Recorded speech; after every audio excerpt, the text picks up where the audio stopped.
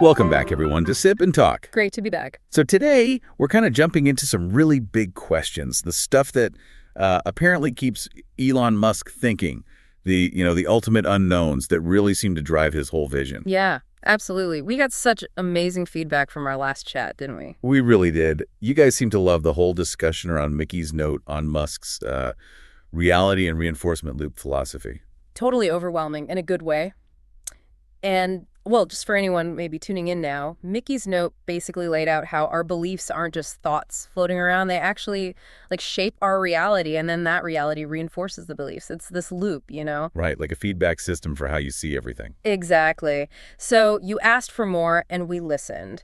Today, we're going to push that conversation further, dig into some other, honestly, pretty mind-bending stuff Musk talks about. Yeah, we're going way beyond just the headlines here, trying to unpack the really big ideas. Let's do it. Because it's so clear, isn't it? He's not just about the rockets or the electric cars. No, not at all. He's wrestling with these huge, existential things. And the core one, the one that sort of sets everything up, is basically, what don't we know that we really should know?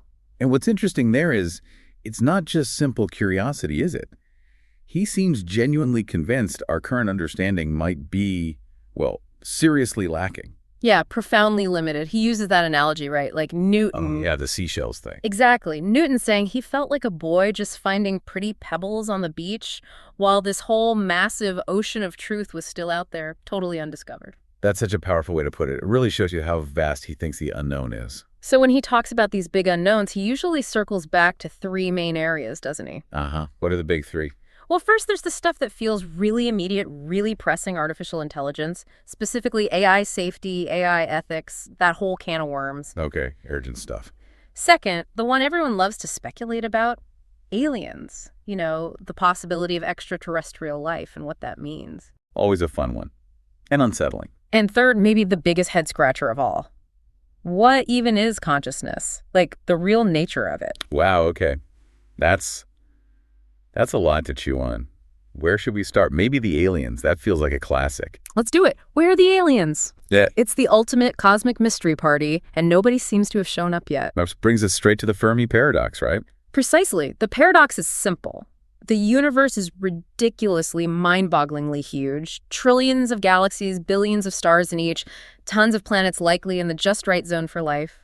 So where is everybody? Why the big silence? Exactly. And Musk's take is interesting because he finds it scary both ways. He says it's terrifying if we're actually alone in all this vastness. Yeah, the pressure, we're it. Right. But then he says somehow it's maybe even more terrifying if we're not alone. Oh, I totally get that. If we're alone, it's a huge responsibility. Mm-hmm. If we're not, then, who are they? What do they want? Are they nice? Are we interesting? Or just, Dinner, yeah. It opens up a million questions. So what are some of the ideas floating around to explain this cosmic quiet? Why haven't they RSVP'd? Well, one idea is timing, right? Maybe we're just, cosmically early to the party. Or way too late. Yeah, exactly. You show up for this huge universal bash, but everyone already went home billions of years ago. Yeah. Or maybe the party hasn't even really started yet on a galactic scale. Bad timing. Or the one I always find kind of funny, but also a bit creepy, the zoo hypothesis. Ah, yes, the cosmic zoo. The idea that they are out there, maybe lots of them, but they're deliberately keeping their distance. Just watching us, like we're some kind of intergalactic reality show. Pretty much. Keeping up with the Earthlings. Maybe they have a rule, like Star Trek's prime directive, don't interfere with the primitives until they figure things out. Mm. Or maybe we're just not interesting enough yet. Ouch. Okay, but then there are the less fun explanations. Right, the more sobering ones, like the Great Filter. Sounds ominous. It kind of is. The idea is that maybe there's some huge hurdle or series of hurdles that almost all civilizations hit at some point and just don't get past. Like what kind of hurdles? Could be anything, really. Maybe it's developing technology that ends up destroying them. Runaway AI, nuclear war, wrecking their own planet's climate.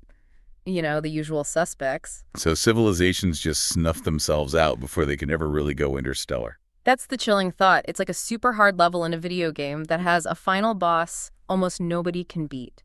getting off your home planet and surviving long-term might be that boss level. Man, trying to find your friend in a giant stadium during a rock concert comes to mind. Yeah. You know they're in there somewhere, but good luck actually finding them or hearing them call your name over the noise. The scale is just immense. It really puts our own situation in perspective, doesn't it? How fragile things might be. Absolutely. Okay, so from life out there, let's zoom out even further.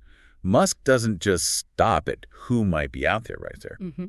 He asks the biggest ones. How did this whole universe even start? And how's it going to end? Yeah, the ultimate bookends of reality. Scientifically, the best picture we have for the beginning is the Big Bang, about, 13.8 billion years ago? Something like that. And it wasn't really an explosion in space, but like space itself expanding from this tiny, super hot, super dense point. Right. The whole what was before the Big Bang question still kind of ties my brain in knots, though. You and me both. Okay, so that's the beginning, maybe. What about the end? What are the leading theories there? Well, current thinking, based on how the universe seems to be behaving, it points to a couple of main possibilities. One is called heat death. Sounds cool. And it is. Basically, the universe just keeps expanding forever. Everything gets further and further apart, cools down, runs out of usable energy until it's all just uniformly cold, dark, and nothing interesting can happen anymore. Like a cup of coffee left out overnight. Just tepid and still. Exactly. A very, very big, cold cup of nothing. Then there's a more dramatic option. The Big Rip. The Big Rip. Okay, that sounds way more exciting. Or terrifying. Both? Maybe. The idea here is that this mysterious dark energy that seems to be speeding up the universe's expansion just keeps getting stronger and stronger. Until it overcomes everything else. Gravity, electromagnetism, everything. It would literally tear apart galaxies, stars, planets. Eventually, even atoms themselves would just get ripped apart. Yikes. Okay, what about the opposite? Like everything collapsing back in. The Big Crunch.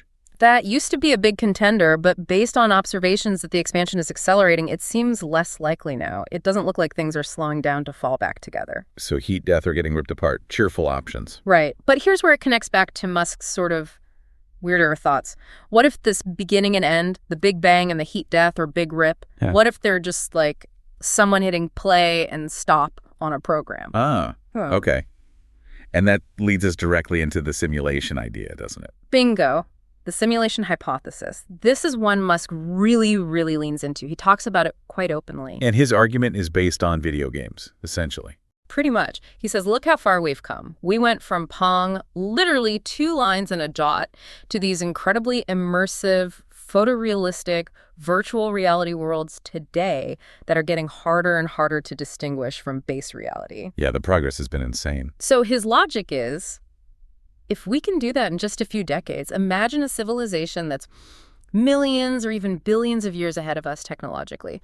Wouldn't they be able to create simulations of entire universes that are indistinguishable from reality to the beings inside? It's a compelling argument, actually, when you put it like that. And he thinks the odds are high that we are in one, maybe even like billions to 1 odds against us being in base reality. Wow. And he even talks about layers, right? Simulations within simulations. Oh, yeah. Like maybe the beings running our simulation are themselves in a simulation. It could be turtles all the way down, so to speak. Like playing The Sims, and then your sim characters boot up their own computer and start playing their version of The Sims.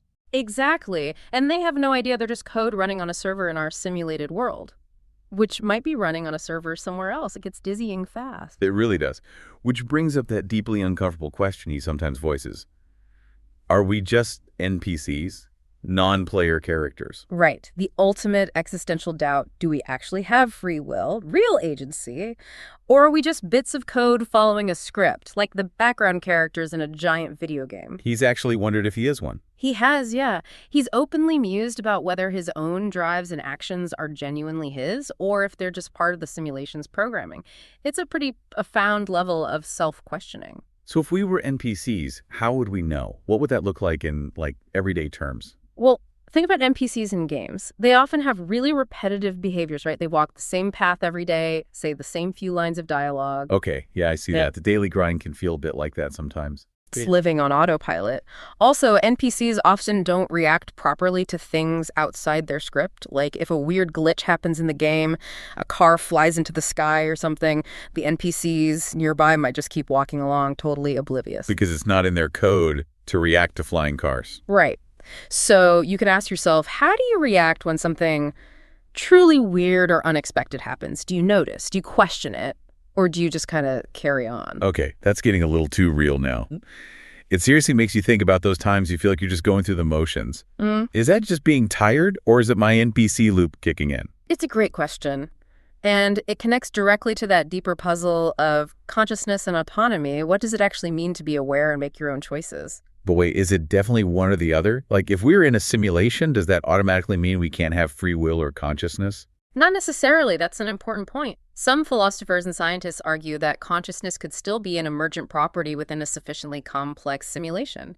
It doesn't automatically mean we're mindless automatons. We could be conscious beings with free will, just living inside a constructed reality. Okay, that's slightly less terrifying. Slightly. Just slightly. So how does all this cosmic pondering, aliens, the universe's fate, simulations connect back to the real world?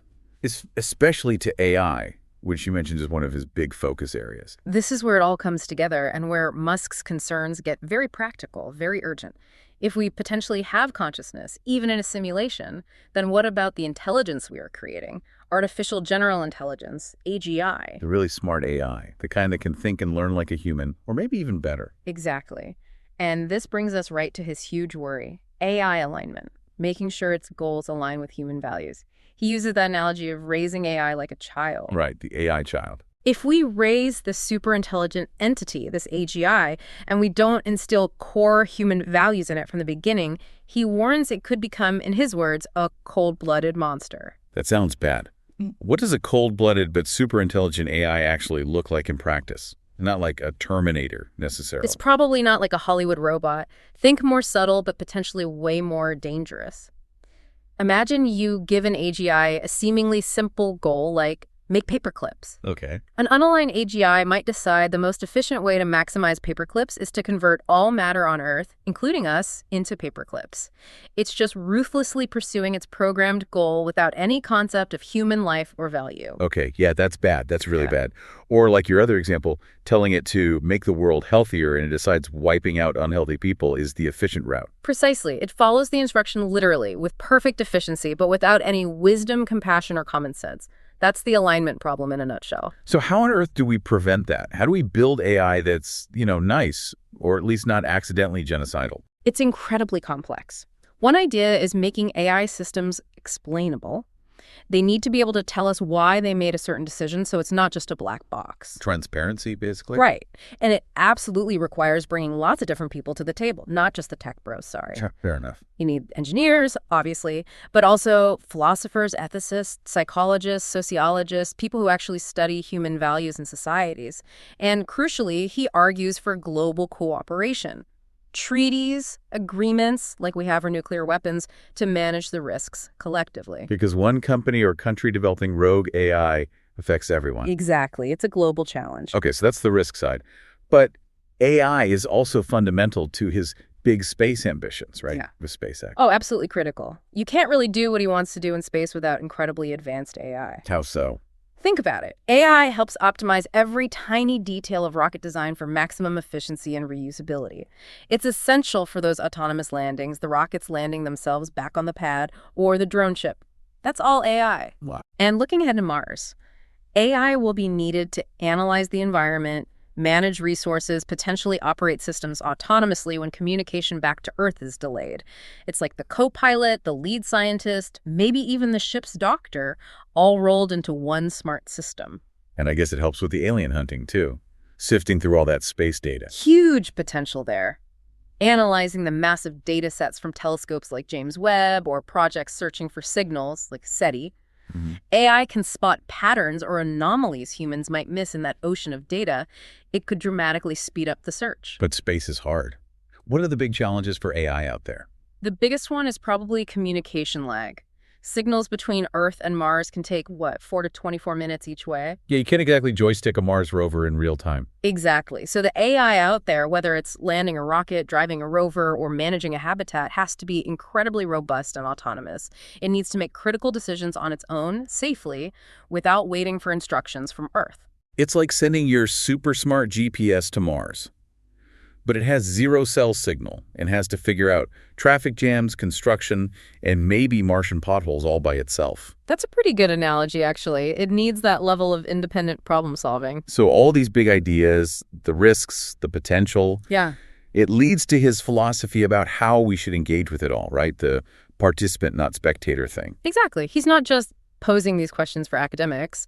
He genuinely seems to want everyone to engage with these issues, especially AI. Don't just sit on the sidelines and watch the future happen. Precisely. He encourages people to learn the basics of AI, even if you're not technical, to support research that's open and transparent about what it's doing, to be part of the conversation about how we govern this powerful technology. Be a player in the game, not just an NPC watching the cutscenes. You got it. It's about active engagement.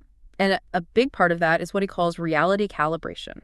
Reality calibration. What's that? It means not falling into either blind techno-optimism, where AI solves everything magically, or paralyzing fear, where it's automatically the apocalypse. So understanding what AI can actually do based on real data and the laws of physics, not just hype or fear-mongering. Exactly. Grounding your understanding in reality. It's like, remember his brief flirtation with Dogecoin? Oh, yeah. That was something. He used memes and cultural energy to get people talking, but his real focus always snaps back to the fundamental physics, the engineering, the core AI problems, the stuff that actually changes reality, not just speculative noise. So calibrate your expectations based on what's real, not just what's trending. And ask yourself the hard questions. Am I actively shaping my life, my future, or am I just running the script? That's the core challenge he throws down. Wow. Okay, so we've gone from questioning if we're alone in the universe to wondering if the inverse is even real, right down to the nuts and bolts of building AI that won't turn us all into paperclips. It really feels like it's all connected, doesn't it? These huge philosophical questions aren't separate from the practical tech challenges. They inform them. They absolutely do. And it feels like Musk's point is that these questions aren't just for him or for scientists. They're for all of us.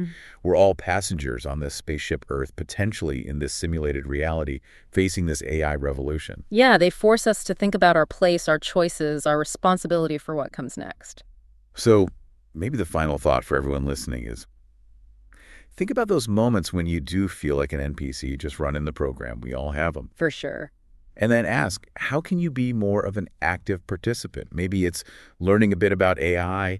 Maybe it's questioning assumptions you hold about the world. Maybe it's just being more conscious and present in your own life. Being an agent in your own story, not just a character following the plot. Yeah. Make those conscious choices. Engage with the world. Don't just let it wash over you. I mean, hey, if this is a simulation, maybe the point is to try and grab the controls. Hey, that's the highest score you can get. Could be. Well, on that note, if you enjoyed this Sip and Talk, definitely hit subscribe wherever you get your podcasts. We'd love to have you back. And absolutely check out Mickey's original note on the reality loop if you haven't. It really sets the stage for a lot of what we discussed today. Great stuff there. And hey, while you're subscribing, maybe give a shout out to our old friend Mickey's YouTube channel, Mickytolife. Fun memes, music, wine tasting, travel vlogs. Good times over there. Definitely worth a look. All right, we'll catch you next time on Sip and Talk.